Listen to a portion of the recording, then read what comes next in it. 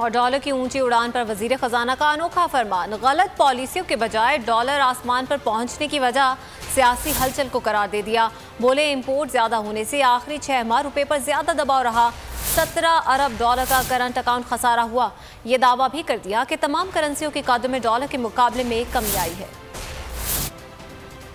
उड़ान है ये सिर्फ पाकिस्तानी रुपए के सामने नहीं है, पूरी दुनिया की करेंसी के सामने है। क्योंकि अमेरिका में महंगाई हो गई है, इन्फ्लेशन हो गया है, तो फेड ने इंटरेस्ट रेट बढ़ा दिए हैं, तो तमाम करेंसीज जो हैं वो डिप्रिशिएट हुई हैं और लोग डॉलर्स में जा रहे हैं। वैसे भी अनसर्टेनिटी के अंदर डॉलर को पूरी दुनिया का इन्वेस्टर जो है वो सेफ इन्वेस्टमेंट समझता है। इसमें कोई ढकी छुपी बात नहीं है कि पिछले 2 दिन में जो रुपया कम हुआ है उसके अंदर यहाँ पे कुछ सियासी सूरत हाल की बड़ा हाथ था। माशी ऐसी कोई सूरत हाल में मेरे उसमें नहीं नज़र में आती कि जिसकी वजह से रुपए को इस तरह की मार लगनी चाहिए थी।